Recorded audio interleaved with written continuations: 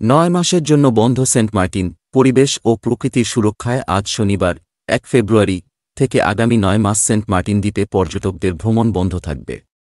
সেই সঙ্গে কক্সবাজার থেকে সেন্ট মার্টিনগামী জাহাজ চলাচলও বন্ধ রাখা হয়েছে। গতকাল শুক্রবার 31 জানুয়ারি পরিবেশ, বন ও জলবায়ু পরিবর্তন মন্ত্রণালয় দ্বীপের পরিবেশ রক্ষার জন্য এই সিদ্ধান্ত নেয়।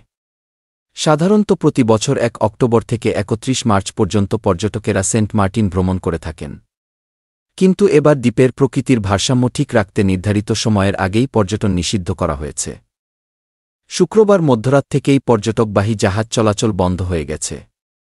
এ সময়ের মধ্যে পরিবেশ অধিদপ্তর সেন্ট মার্টিন রক্ষায় নানা উদ্যোগ নেবে। দ্বীপে জমে থাকা প্লাস্টিক বোতলসহ অন্যান্য আবর্জনা পরিষ্কার করা হবে। পাশাপাশি বিশুদ্ধ পানি উৎপাদন ও সরবরাহের ব্যবস্থা করা হবে, যা স্থানীয় বাসিন্দাদের জন্যও সহায়ক হবে। এছাড়া বর্জ্য থেকে বিদ্যুৎ উৎপাদন করা হবে এবং দ্বীপের জীববৈচিত্র্য রক্ষায় স্থানীয়দের সচেতন করা হবে। জেলা প্রশাসনের তথ্য অনুযায়ী গত 2 মাসে প্রায় 1,20,000 পর্যটক সেন্ট মার্টিন দ্বীপ ভ্রমণ করেছেন।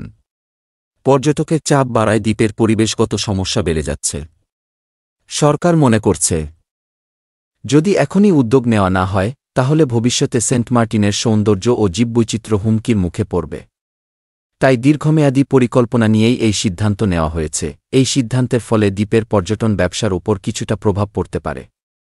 তবে পরিবেশবিদদের মতে সেন্ট মার্টিনের টেকসই ভবিষ্যতের জন্য এটি একটি গুরুত্বপূর্ণ পদক্ষেপ।